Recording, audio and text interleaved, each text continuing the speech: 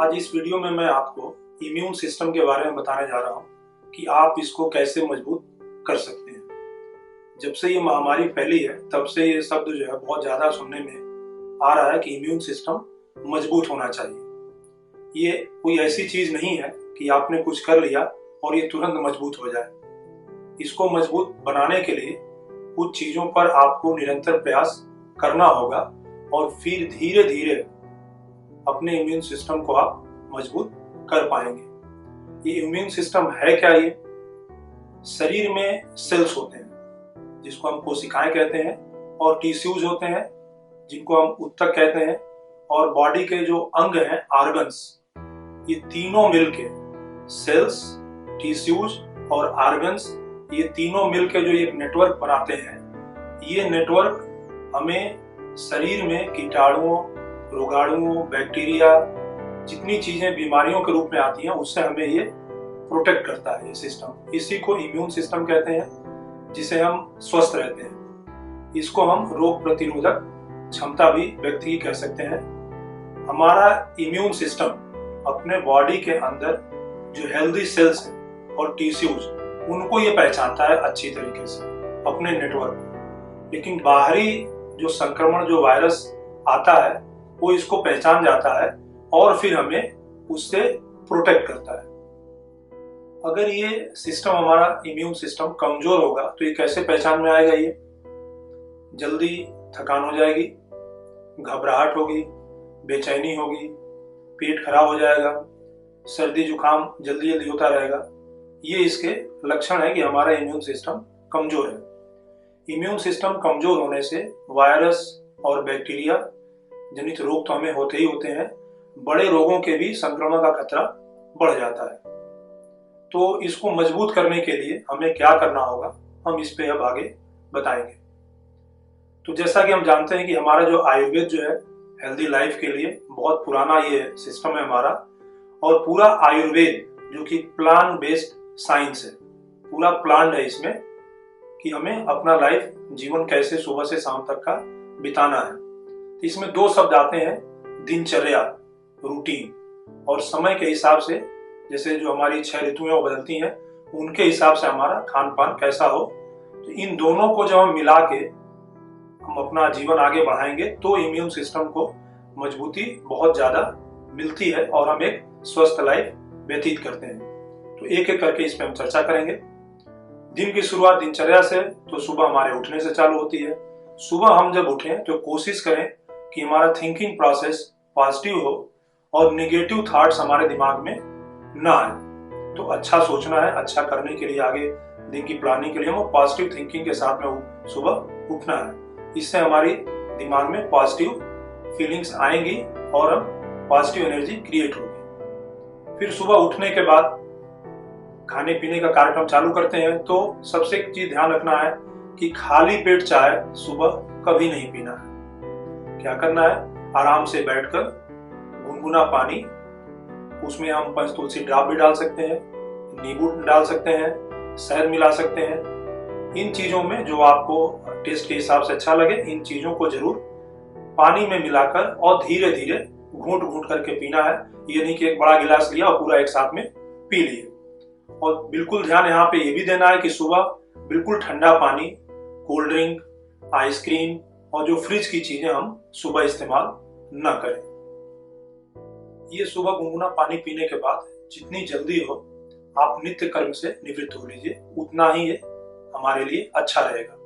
क्योंकि जितना वेस्ट रात का जो बचा है पेट में, अगर वो जितने देर तक रहेगा तो हमारे पूरे सिस्टम को ये डिस्टर्ब करेगा और हमारा जो पाचन तंत्र है वो बहुत डिस्टर्ब होगा, जिसकी वजह से पूरी हमें इम्यून सिस्टम को मजबूती प्रदान करने में सहायता नहीं मिलेगी। इसलिए जितनी जल्दी हो नित्य कर्म से निवृत्त हो लेना चाहिए। इसके बाद आजकल बाहर जाने की जरूरत नहीं है, और अगर आपके घर में वैसे भी अगर जगह की कमी हो तो छत पे आप इसको इस्तेमाल कर सकते हैं। सुबह के लिए आप थोड़ी देर अपने शारीरिक क्रियाकलाप को बढ़ाना है। इसमें आप योगाभ्यास, प्राणायाम, एक जगह खड़े खड़े दौड़ भी सकते हैं, एरोबिक्स कर सकते हैं, डांस योगा कर सकते हैं, ताड़ासन है, भुजंगासन है, सूर्य नमस्कार, भ्रामरी, अनुलोम विलोम, कपालभाति, पवन मुक्तासन, अपनी सुविधानुसार जो इसमें आपको अच्छा लगे, आप अपने सेहत के स्टेटस को देखते हुए कम से कम आधा घंटा अपने शरीर की एक्टिविटी को बढ़ाने के लिए आप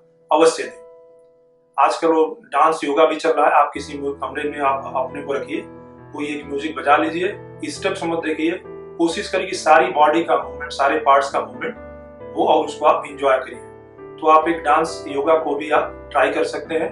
अदरवाइज ये जो मैंने बताया आसन, आप इनको भी अपनी सेहत की स्थिति को देखते हुए आप जरूर करिए। और अंत में जब ये हो जाए तो शवासन की मुद्रा, शवासन जिसको कहते हैं, शरीर को पूरा आराम से लेटने की स्थिति बना लीजिए, हाथ पैर बिल्कुल ढीले कर दीजिए, पूरे शरीर में कहीं भी कोई तनाव न रहे और बिल्कुल सारी चीजों को भूल के बिल्कुल 4-5 मिनट आप पड़े रहिए। जब इसके बाद जब उठेंगे तो आप अपने अंदर एक इतनी अच्छी एनर्जी फील करेंगे कि आपको खुद भी बहुत अच्छा लगेगा।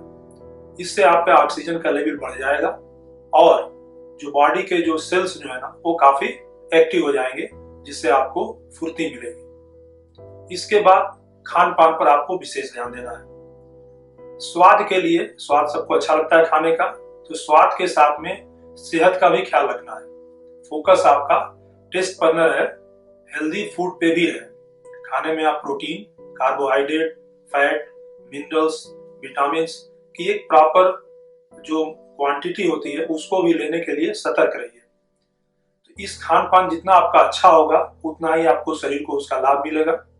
अपने खाने में सीजनल सब्जियां जो आती हैं, जो सीजन में सब्जियां रहती हैं, फल रहते हैं, ये आपको पर्याप्त मात्रा में लेना है। इसके अलावा नींबू, अदरक, लहसुन, प्याज, आंवला, हल्दी, जीरा, सौंफ, अजवाइन, केला, नारियल, दालचीनी, काली मिर्च, ड्राई फ्रूट्स, काढ़ा, हल्दी दूध, पुदीना, लौंग आदि को भी आपको नियमित रूप से अपने भोजन में सम्मिलित करना चाहिए। इससे जो है हमारे अंदर आयुर्वेद में कहा गया, इससे सारी चीजें आपको अपने आप मिलने लगती हैं और हमारा जो ये मसालों का जो संग्रह है अपने इंडिया में, ये इन बीमारियों से बचने के लिए बहुत ज्यादा ही लाभदायक है। इसके अलावा आप जो है आंवला juice, Panchtulsi drops, noni juice, aloe vera juice भी आप ले सकते हैं।